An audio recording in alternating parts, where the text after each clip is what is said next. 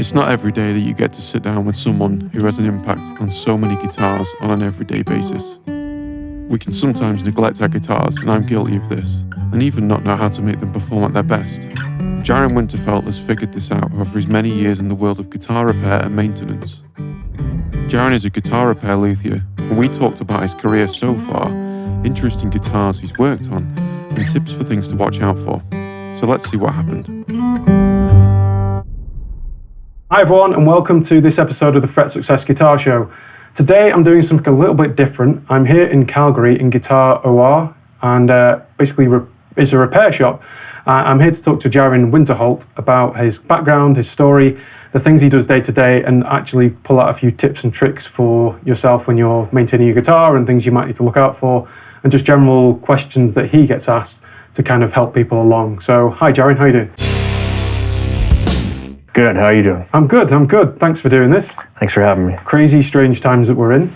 It is. I feel safe here though.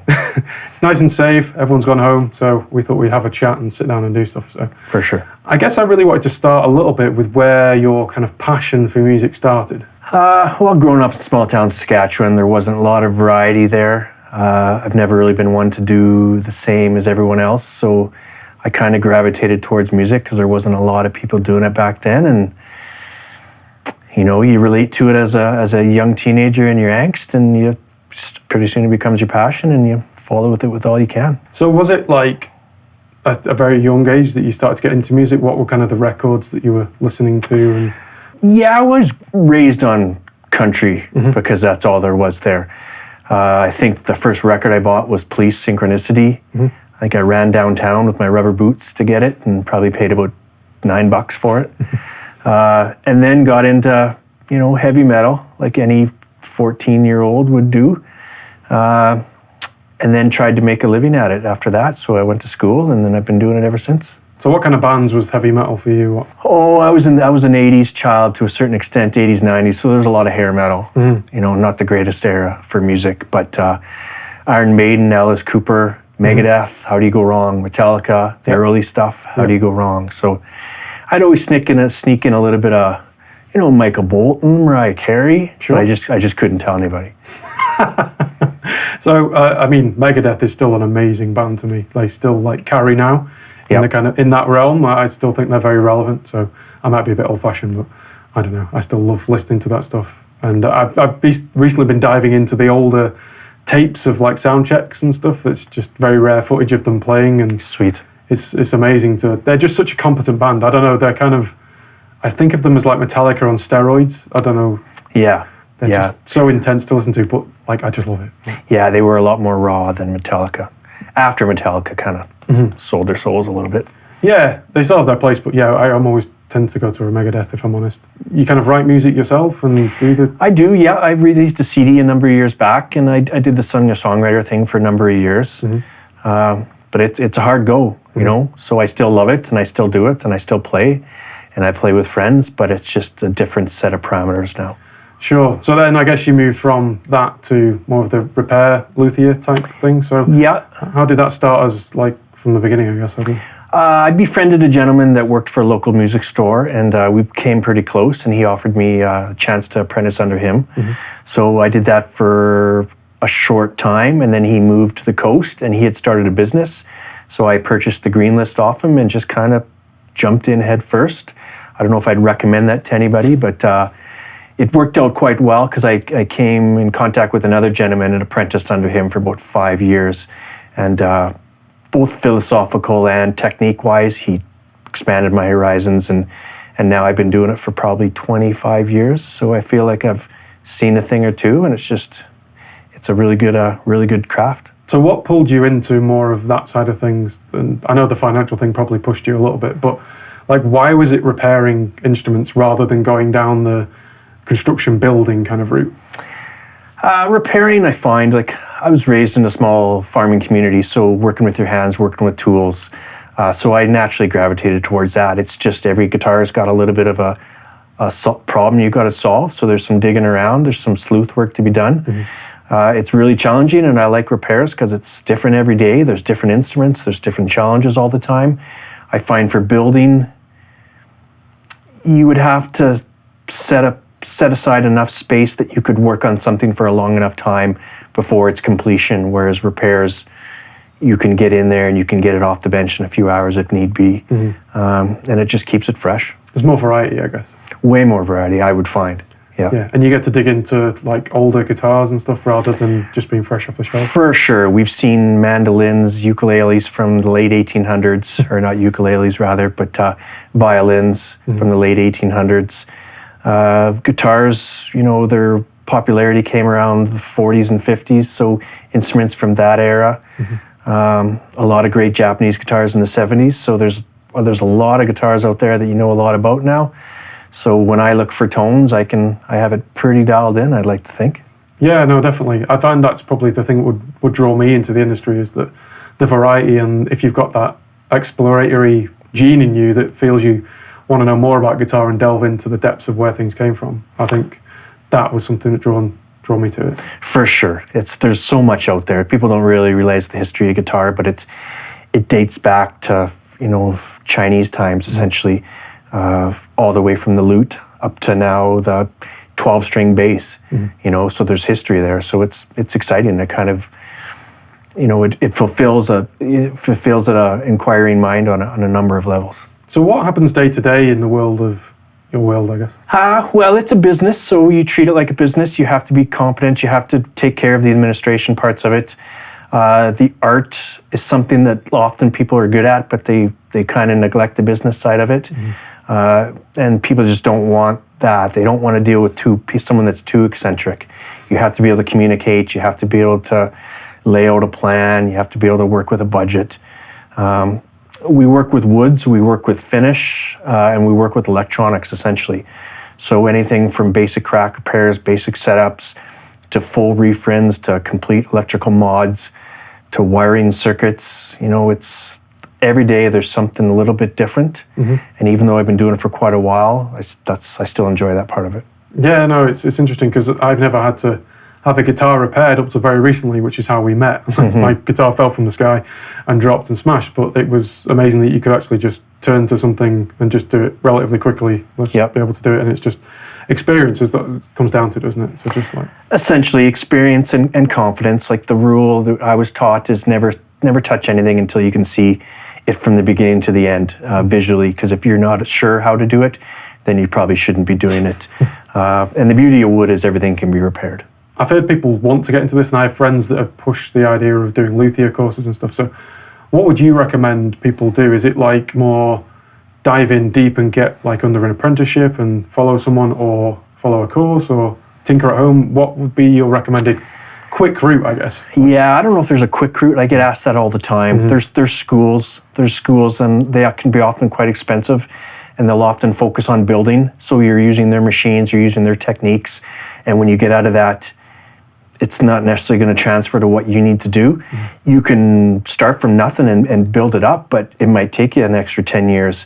Ideally, the way I train people and the way I was trained is through apprenticeships, just time spent. I look for a couple-year commitment, and we start with them doing super rudimentary stuff, and then it goes as far as they want to go with it. Interesting. So your guys that have been trained here, is that what's happened?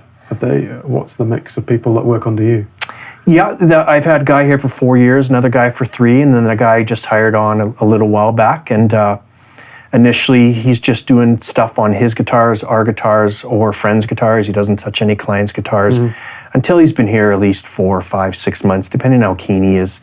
The guys that I have on full time, they've been here and they're fully competent. There's some stuff that I still prefer to do because I've done it more times than they have, and I think that if they were to open up their own business at some point, they would make that leap. But for now, we can keep them busy with a series of things that I can do, but I just would rather focus time spent on other things, ideally. So like moving away from the repair side of things and more like onto the regular maintenance guitar stuff, like when would you say people need to think about getting a setup? What are the kind of characteristics or things that happen that make you think someone should have done that? Yeah, Calgary is a tough climate. Calgary was voted the second worst place in the world to own an acoustic instrument, and it's because of the fluctuations. It's not only because it's dry here, but it often gets quite humid in the winter too with Chinooks. So fret ends sticking out, braces that you're feeling on the sides of guitars will be a good indicator the guitar is drying out. You can humidify it as best you can, but some people don't want to, and some people just don't have the ability to, and that's totally understandable as well. I'd liken myself to the mechanic that drives the crappy car. Like, I have guitars at home, but they just sit out. Yeah. If I need to adjust them, I do, but I don't baby them, I wouldn't say, because ultimately they're tools and they're meant to just make music, I believe. But working with woods, you'll find that they're under stress. So between humidity and adjustments, if the guitar is playing too high and it's hard to play, or if the action is too low and you're getting buzzing, that's a pretty good indicator you're going to need a setup. Right, okay. So it's very much a feel thing for you to look out for. Very much so. A lot of guys like the action just dialed in. So if that's the case and it dries out a little bit, the neck can straighten out and the action drops down. So one night it can play amazingly well and the next day you can get a ton of buzz. So that's just the joys of working with wood. So how important is it for someone to do like a setup on a guitar that's fresh from a shop? I'd say it's fairly important. You'd want to let it climatize a little bit. Like, if you just bought it, you wouldn't want to get it set up right away, because it's probably going to continue to move for the first month, 6 weeks. It depends what quality woods they're using. But I'd recommend getting this set up before you've had it for 6 months or a year. Oftentimes people will play them and then not realize the benefit of getting it properly set up. Music's hard enough, let alone fighting your instruments. So I definitely recommend anything coming off the shelves to get it looked at. And do you think it's more cost effective or like time efficient to send it to someone like you, say every year or something, for just a regular checkup, or for someone to learn how to, intonate and all that sort of stuff? I guess people could do general basic stuff, but when it comes to truss rod adjustments and all this sort of neck positioning and stuff, it becomes more worthwhile, I guess. But yeah, they often can. Some guys just don't want to, and that's fair. That's valid. Time spent to learn the techniques is tricky, because you often have to do it enough to get confident with it. So if you adjust the intonation and then don't touch it again for 6 months, 6 months later you might have forgot what you did. And then for us, we're gonna make sure that everything's dialed in, not just the intonation. There's a lot of things that show up on part of the guitar that haven't started from that part of the guitar. There are issues that are underlying that if you don't treat them properly, it's not gonna get you where you want to go. So a lot of guys do dabble, but we also see the guitars that their uncle, who used to play in a band, worked on, and it can make it considerably more difficult. So what are the things that people do that you not generally, but sometimes have to rectify and think, oh, why have they done that? A lot of things with string heights. Like, people will look at string heights and say, well, this guitar is hard to play, so let's sand down the saddle. And then you find out it's not the saddle, that the neck had way too much relief in it. So unless you take the relief out, the saddle doesn't do anything. So then it starts to buzz, and then they stick like matches underneath it, rolled up pieces of paper, and then they wonder why it doesn't quite sound as good. So it's understandable. A lot of people are just kind of hands-on, and that makes sense, but it's not always the best plan of action. Yeah, I'm a big fan of getting stuff set up by somebody else. I can kind of tweak and tinker with other people's guitars and stuff. If I'm like round at their house at a party and like my guitar doesn't work, and I'll generally be able to get it going. But yeah, like, nothing beats just sending it to someone that does it every day, has the tools. Yeah, if you do it enough, you can learn it. But it's like anything. I drive a car, but I don't necessarily want to change out the gearbox. Yeah, exactly. What is the most common issue that you tend to fix? Like, either repair, breakage, or what's... I guess there's a few, depending on different guitars, but it'd be good to delve into a few of the most common things. Most things are related to humidity and temperature in terms of cracking, frets lifting, high frets that cause buzzing when you're playing up the neck. You get into a lot of electrical issues that things oxidize over time. Dead circuits that they're just not sure where the problem lies. It's mostly to do with acoustics. I would say it's mostly crack repairs, bridges lifting, glue joints separating, expansion and contraction essentially. With electrics, it's more so electronics, dealing with noisy pickups, dealing with input jacks that cut in and out. If you're gigging, you just can't have it happen when you're on stage. Like, it's just, and nor do you want to have it happen when you're playing for a room full of friends either. Has there ever been any like last minute emergencies you've had to go do things for someone? Or? For sure. We get a lot of bands that come through town and they'll be in kind of dire straits, and a lot of them don't have a lot of money, so they'll kind of ask, who around town can do it, and we do whatever we can to help them out. If my main priority is a healthy music community. So if this guy's touring across the country in the back of a van, I'm probably not going to charge him full rate for much. at all. So the benefit is to being able to help the show go on, and I think that we play a role in that regard. That's interesting, because you kind of delved into some of the local activities in Calgary, like I believe you've been part of the Folk Fest and things like that. So what's that experience been like? And I guess it's more of a tech side of things. But It is. We've been working with the Folk Fest now for about 12 or 13 years. Last year was the first year I didn't, and that was COVID related. It's great. You see musicians coming from other countries that they don't appreciate really how dry Calgary can be, and things will move very quickly. So they have a fully functional banjo, and then 12 hours later they have a banjo with 2 strings that don't make sense. So I'm in the back. I have a little area set up, so we facilitate them in any way we can, and I think they appreciate it that the Calgary Folk Fest offers that.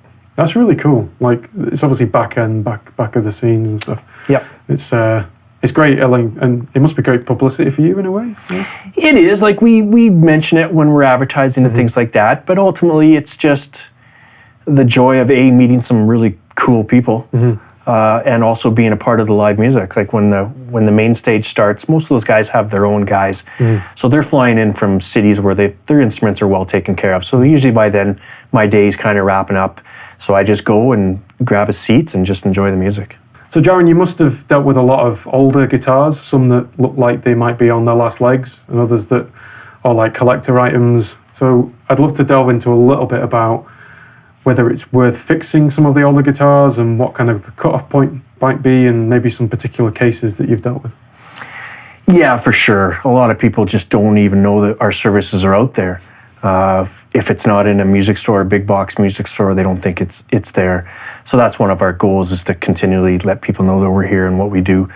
We've had gentlemen that come in with early 40s, mid 50s acoustic Gibsons.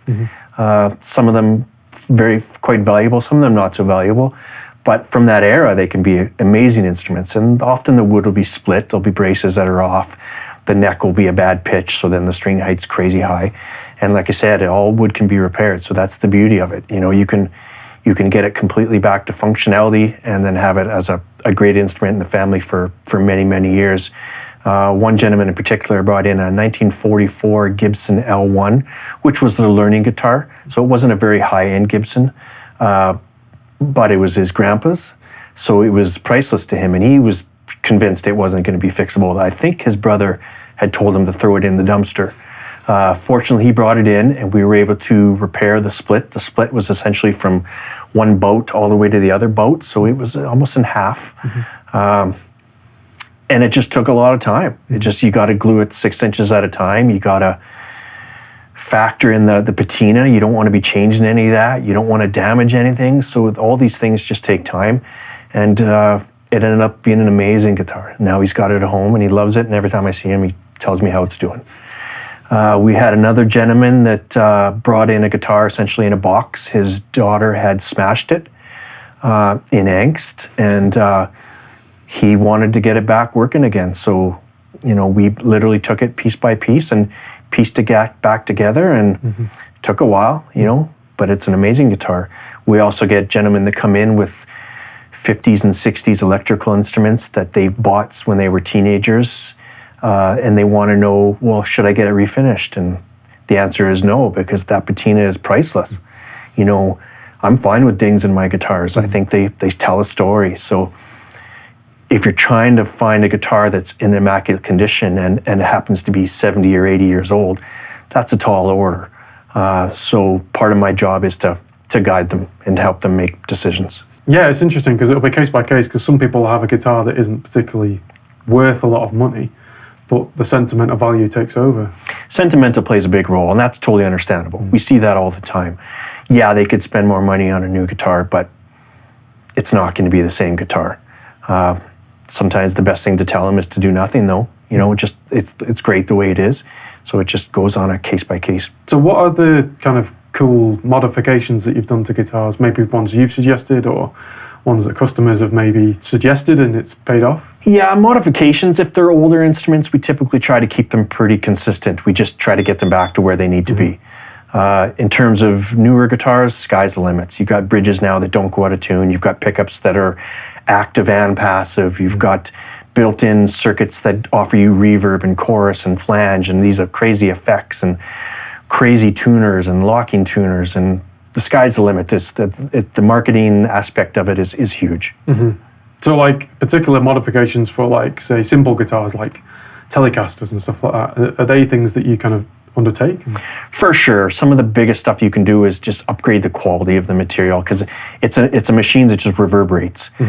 So for example, a bone nut makes a big difference on any type of guitar, especially acoustic, but also electric. Having a plastic nut on a high-end guitar is similar to having a Lamborghini with wooden tires. You know, it's not going to quite get you where you want to go. It looks very similar, but it's not going to quite get you where you want to go.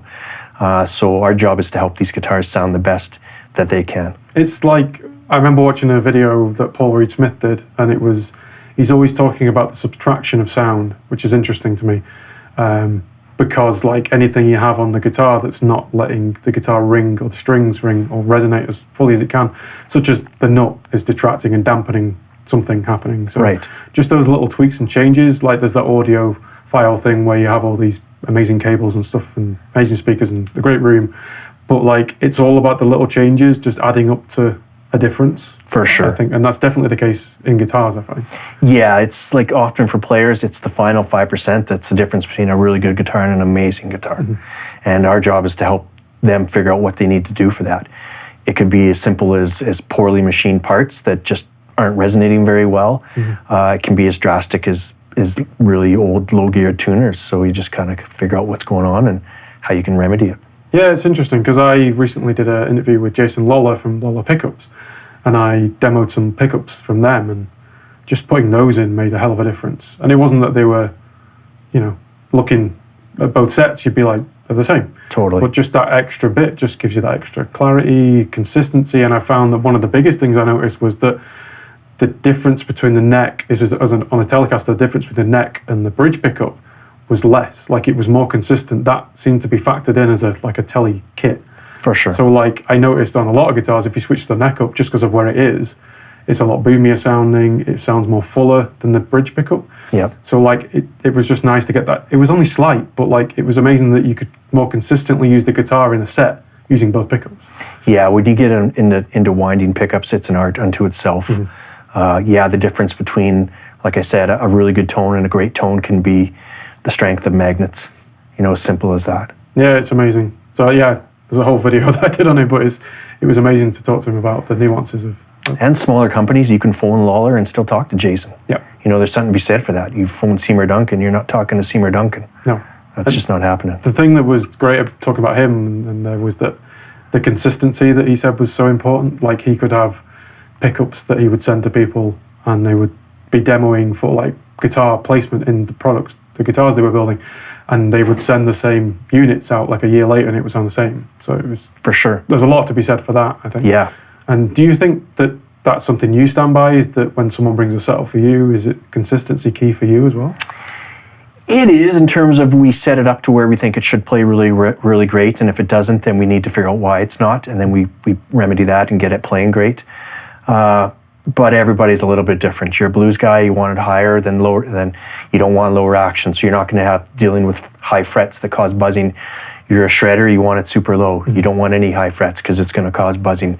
You're an acoustic, a cowboy chord player, you can get away with quite a bit. Like in terms of playing ability, you just need a guitar that sounds really good. You're playing some Tommy Emmanuel and you have a different set of parameters.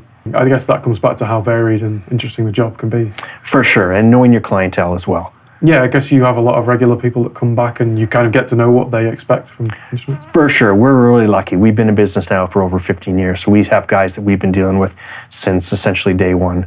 I know them on a personal level, I know the styles they play, I know what they're looking to get out of the guitar, and that helps a lot. I couldn't imagine dropping a guitar off at a store and just saying, set it up, I'll be back in a week.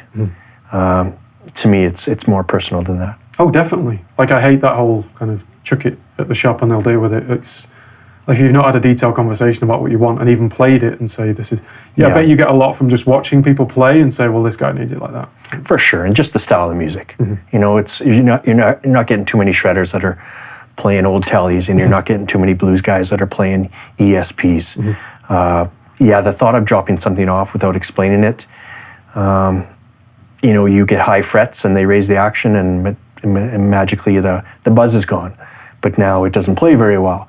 So to me, that's not a happy middle ground. So what are the main and common like maintenance things that you wish people would take care of more, I guess? That's hard to say. I find cats tend to knock over a lot of guitars, so I would probably keep your guitar away from your cats. Okay. That's probably number one. Other than that, it's just being aware. Like if your frets are sticking out, then that means it is dry. But do you want to humidify it and religiously humidify it until the frets feel normal again, or you just want to remedy the fret ends? That's logical as well. In terms of humidity or in terms of just playability, I would just ask them to ask themselves what they're looking to get out of it. Like I said, not every guitar offers everything to everyone. There's not a great guitar that's a perfect hybrid between Gibson and Fender. If there was, they probably wouldn't make too many more guitars. But when you go for a Fender, you're looking for a certain sound. If you go for a Gibson, you're looking for a certain sound. And that may take you 15, 20, 25 years to figure that out. But once you figured it out, then you know this is the guitar for me. One thing that's always baffled me a little bit is the whole humidity thing, and you've touched on it a little bit. Like, what is the best thing to do? Like, I guess as a broad brush approach, like, how do you look after your guitar humidity-wise? In the summer months, you're pretty safe, especially if the guitar's got some age to it. It's not really going to move a whole lot. The humidity level is pretty decent. In the winter, if it's a new guitar, you want to humidify it for at least the first winter, because it can go under stress right away. A lot of high-end guitars are lightly braced with little to no finish, and that's where they get their sound from. But they are also susceptible to cracking then, fluctuations in temperature and humidity. So my recommendation is for the first winter to be on it, to keep it in the case and keep it humidified. After that, it starts to absorb impurities from the environment and it starts to seal the wood off a little bit, which makes it a little safer to work with it in different parameters. But until it happens, it can be very stressful. A guy drops 5K on a new guitar and then 3 weeks later you got a 6-inch crack. It can be extremely stressful. It can be repaired, but it can also be extremely stressful. So if you are on the ball initially, as it ages, you can start to relax a bit. So I thought about this because I relocated a couple of years ago and always wondered what to do about things like, because it's okay, I guess, if you get a new guitar and then you go through the process of humidifying, but like moving location to a different environment such as this is obviously like it's a fresh guitar. It's tough. We see stuff coming in from Vancouver and Toronto that they're by the ocean or by the Great Lakes, and 6 hours later they're under stress. 2 days later, if left if left not dealt with, they can be in dire straits. Calgary is tough for that in terms of taking it. Fortunately for Calgary, taking it to other places is usually beneficial. In most places, everything's built for coastal cities. Nobody's thinking Calgary, they're thinking Vancouver, Toronto, Seattle, New York, So then when they build an instrument, they're not concerned about high and dry. The plains, the plains of America or the Western Canada. They're just not. So they're under different parameters for that. So if a small percent of the population find it difficult to humidify, they're willing to play those odds. So what is the best way of humidifying a guitar? Like, there will be different levels and stages of complexity, I guess, but like, are you able to talk through a little bit of the different types of humidification? Yeah, there's a couple different ways. Like, guys that are playing a lot will often have a humidified room, so you need a hygrometer, you need a good humidifier. You need to keep an eye on it so you don't run out of water and have everything go from 45% to 10%. That's where you're going to cause the stress. If you have a guitar that's humidified at 50% and you take it to your buddy's place to jam and you leave it for the weekend there, but he doesn't have any humidity, it's going to be under stress immediately. Whereas if we aim for about 35 at the shop here, then if guys take it out and it dries, it's not quite so severe. Another way to go is just to keep a good humidifier in your case and try to keep it in the case as much as you can, especially in the winter. Hygrometers always help because often people will look at their furnace on the wall and say, it's 42%, and then you actually look at a response or a good hygrometer and it could be 12%, it can be 15%. So trust a hygrometer over a lot of things, and then just keep an eye on it in terms of the acoustic capabilities of it. If it's moving, then chances are it's under stress. So what systems are good for like in the guitar case itself? I'm a fan with high-end guitars. We build them ourselves. We just use Tupperware containers that we get from the dollar store or Safeway, and we poke holes in them. We stick a big sponge in there because the reality is a lot of the humidifiers that are meant for guitars don't work very well in Calgary because the sponges dry out so fast. Yeah. You'll get gentlemen that swear that they're on top of it, and because they fill up their humidifier every 3 or 4 days, but the reality is it could be dry 18 hours later. So then actually the guitar expands when it's in humidity and immediately contracts when it dries, which causes the problems. It's the fluctuations that cause the problems. So a bigger humidifier is the way to go, something that you don't have to worry about, setting your clock to and checking every couple of days. So we find that the sponges and a lot of them aren't that great. So we make our own. Oasis is one you can buy over the counter that I really like. It has a bunch of water and you can tell when it's dry because it shrivels up. Some of the other ones I find they're more clever marketing than they are effective. Right, okay. That's interesting because it's something so simple. Like it's not even a complicated thing.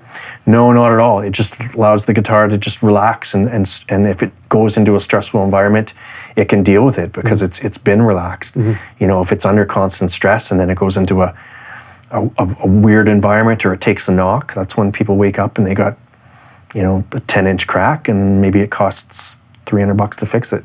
When you could have just used a sponge. In a bag even. That's insane.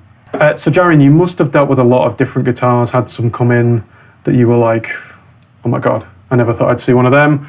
And you must have a couple sitting at home. Every guitar player has a few. Yeah. So it'd be nice to talk through some of your favourite players because you get to play a lot of guitars. So right. Which are your favourite kind of guitars?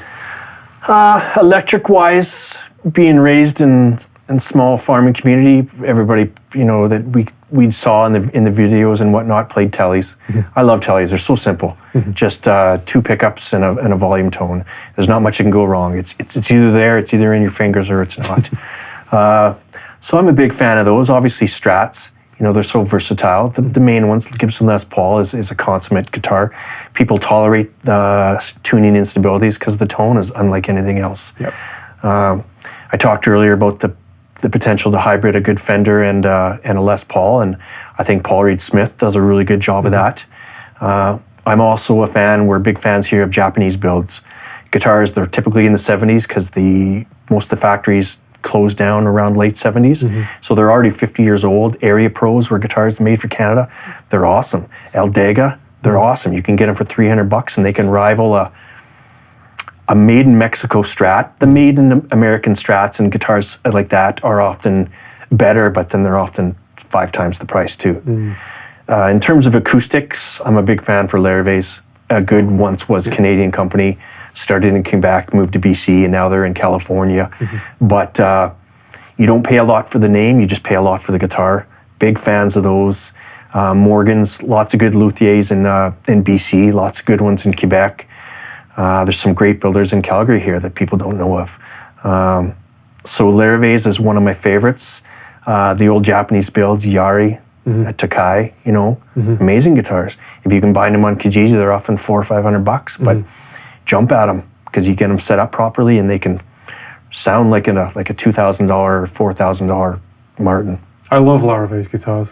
Like they used to come in secondhand in the UK in the shop, and I always wanted one. And then when I bought my last acoustic, I didn't have the money to buy one. I was like, I need one now because my other one went. So it was like, oh, I really want, but I'm definitely going to get one at some point. Yeah, they're more expensive now because you pay the import tax. Yeah. Because they're made in the States, they have a little bit more prestige to them. Sure.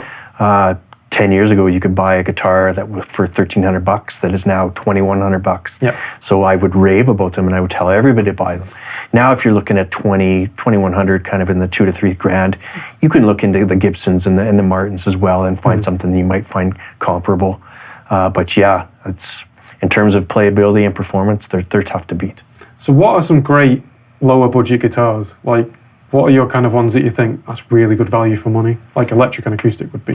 Electrics, sky's the limit on made in Mexico because you're not paying for the name, but you can swap out the electronics and you can have an amazing guitar. There's not a huge difference, in my opinion, between a Mexican and American Strat besides the made in USA sticker and the price tag and the pickups. You swap out the pickups and you're into it for a third of an American made, and it'll rival an American made any day of the week, in my opinion. Yeah. In terms of acoustics, Godin is a Canadian company that makes good quality Seagull, Simon & Patrick, Art, and Luthrie. We recommend them to a ton of people. Once again, you're not paying for the name, so it's bang for buck. You can often find them on used sites for fairly cheap because you're not paying for the name. There's some guitars we definitely don't like, but probably shouldn't mention that too much. Yeah, Epiphone are okay.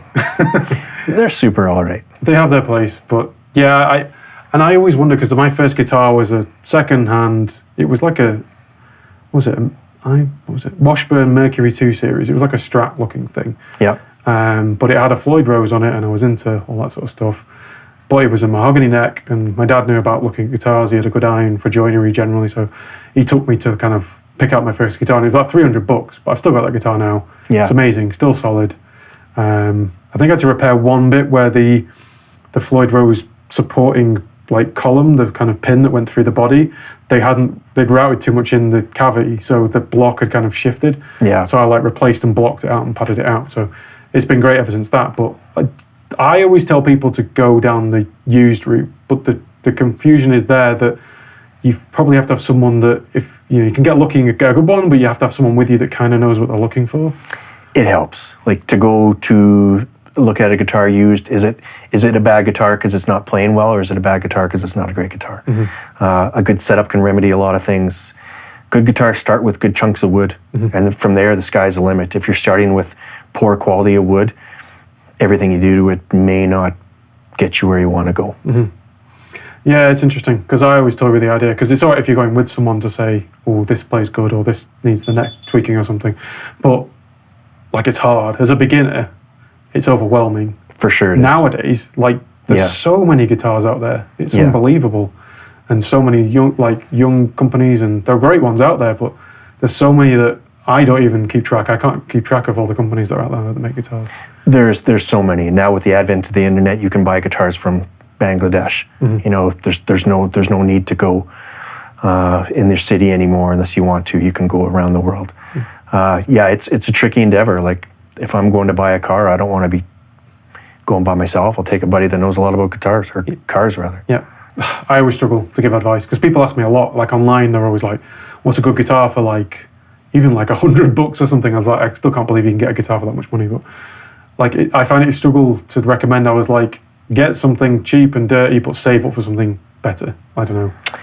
Yeah, and sometimes you'll come across the cheap ones that just sound awesome. Yeah. We got some clients that have been playing guitars and high-end guitars for years, and their favorite guitar is the one they bought in grade 10. It's gone with them. It's opened up. The more you play them, the better they sound.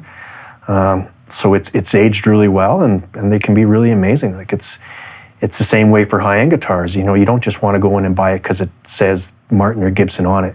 Ideally, you try 5 or 10. Maybe you go to another city and try 4 other Martins there before you buy the one you like, and then it's worth it. But if you find one that maybe is not so amazing, maybe it's not worth it. Yeah, because I tell people to take their time. Like, don't rush. I find that people are always in an emergency to get this weekend or whatever. Just, I don't know. When I pick a guitar, I know my girlfriend to hell because she's the only person that tends to come with me. And I'll sit and play it, and she's like, it sounds the same as the last one. Totally. But I don't know. I spend weeks going to shop, and just what else do you do? I don't know. That's the way you should. But a lot of people look at the name and then they go, everything else falls into comparison after that. The way I was taught is a lot of people look at name and then aesthetics and then tone and then structure. I was taught Stan, where you look at the opposite way. It's structure, tone, aesthetics, and then you find one that you like the name. I always tend to shut my eyes when I'm playing the guitar half the time when I'm demoing it. And I find that so much more important, and get people to hand me guitars blind, because even knowing that, you still go, oh, this is a nice looking guitar, and it still subconsciously makes you think a little bit. It's hard to be objective sometimes. Crazy hard. That's why the marketers get paid so much money. Like if you're raised on watching Joe Perry play a Gibson, you're going to want a Gibson. The Rolling Stones, if that was your dice back then, you're going to want a 52 Telly. You're going to want a Dove or a Hummingbird. And they can be great guitars, but they can also be super average. So what are your favorite guitars to work on when you get them? Which ones are the more consistent and joy to they move the way you think they're going to move? And well, I guess elaborate on that. I guess. I would find most guitars do. There's often guitars that don't respond the way you would expect them to, but with enough time and care, you can usually find out why. Some guitars you can't remedy. Some guitars you need a new neck, things like that. That it's just not worth putting the effort into fixing them. You're better off maybe buying another one. But you need to kind of go down that path to be able to determine that with certainty, and that takes a bit of time. So most guitars are pretty compliant. I find it's just a little bit of love and a little bit of skill. You can do a lot of things. And do you prefer doing the woodwork side of things rather than all the other stuff? I do, for sure. The electronics part, it's very mathematical. It makes sense. But if one wire isn't hooked up correctly, it's sometimes nothing works. So you can often spend a lot of time just perusing the circuit and trying to figure out what's going on. So I tend to have my guys do those a little bit more, and then I'll deal with the wood aspect, because I find where that's the craft part that I really enjoy. So you can see the start to finish more easily, I guess. Yeah, and it's very grassroots. You're just dealing with wood. Wood is never going to change. Different types of wood have different characteristics, but those characteristics don't often fluctuate amongst guitars. Maple's maple, rosewood's rosewood. You've seen enough of them, you can start to predict how they're going to work, and they're usually pretty consistent. So I've kind of been avoiding this question, not on purpose, but how many guitars do you have and what do you have? I'm intrigued. Well, I got a few that I can't tell my wife about, I probably got about 12 or 14. Okay.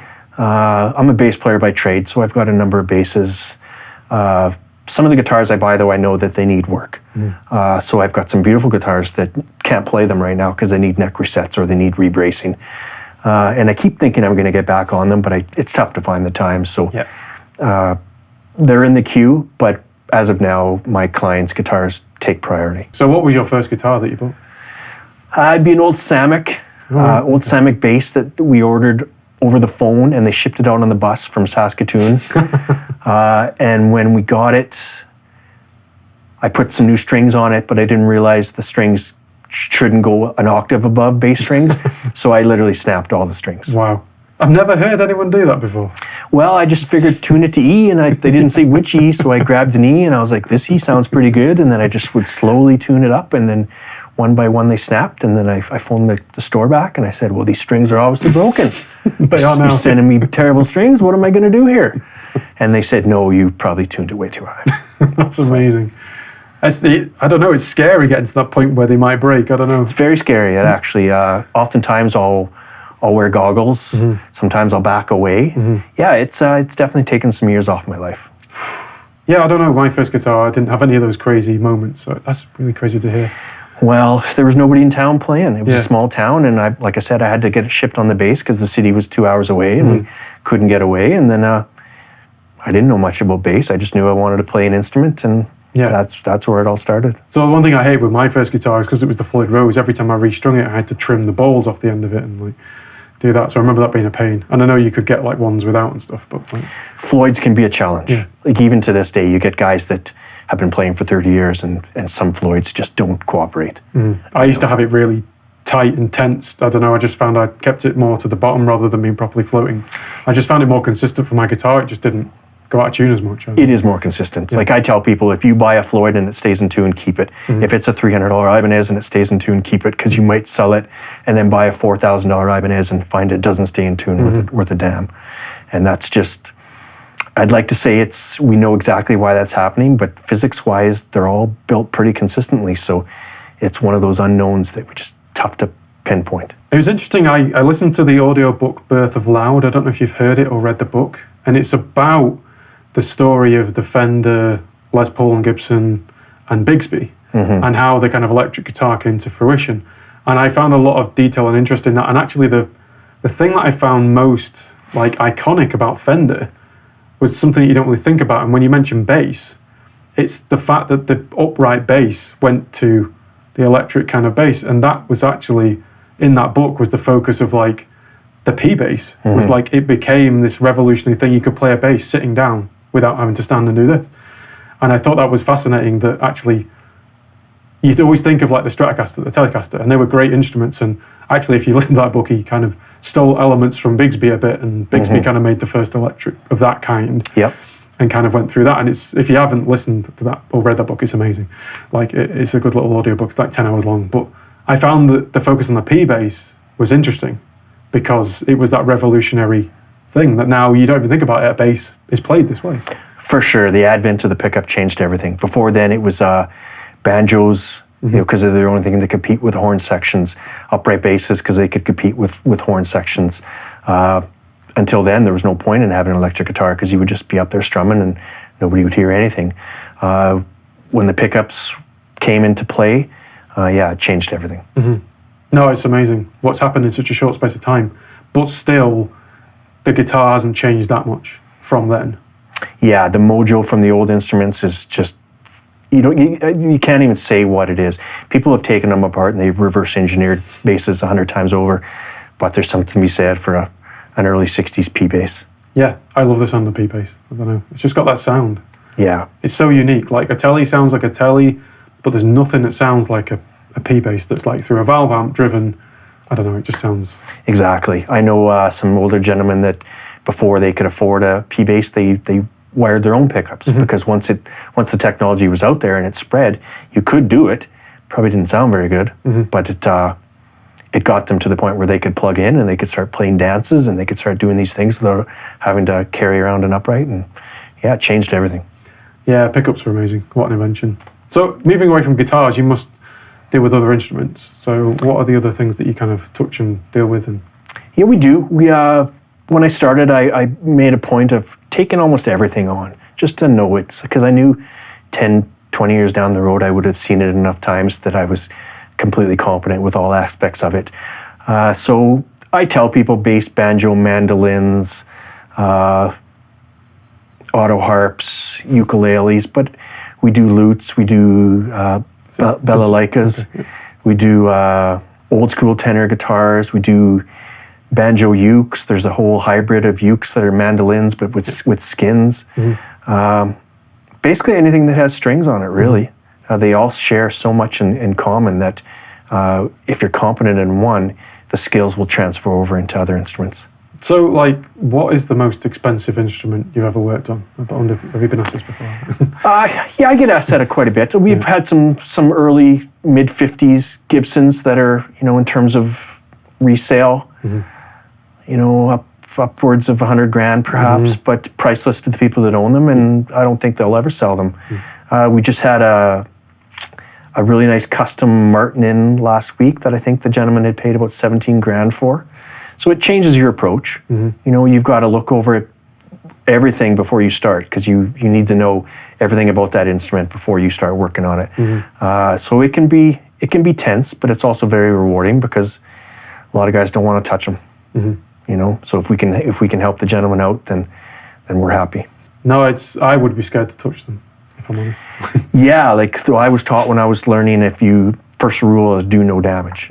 Like if you do an amazing job on 3 of the things he's asked for, but you leave a 3 millimeter scratch, then that doesn't matter. The good jobs you do don't matter. So that's priority number 1 is protecting the guitar at all times. We have a responsibility to the instrument as well. It's not just the owner of the instrument. That's the philosophy that I was taught, so I stick to that. That's a great way of looking at it, because you don't know where that's going to go. Exactly. Yeah. Even on the inside where people don't think you're going to see it. I tell my guys that 10 years down the road, some guy can be looking in and with a mirror and say, well, this doesn't look very good. There's a lot of glue kicking around here. Who worked on it? And if they say Guitar OR, then that doesn't make me happy. No. So we have a responsibility to look at it, because a properly maintained guitar can be in the family for hundreds of years. Right, well, it's been amazing to catch up with you, Jarin. I really appreciate it. And hope it's been nice to get some of those things off your chest that you maybe want to tell people and kind of get out a bit more. So. Yeah, it's been great. No, I'm glad you're here, and thanks for coming. No, absolutely. So if you can subscribe, check out Jarin's business, which is Guitar OR, if you're here in Calgary. And he does a great job of my stuff, so I recommend him highly. So I will see you all in the next episode. Thanks so much.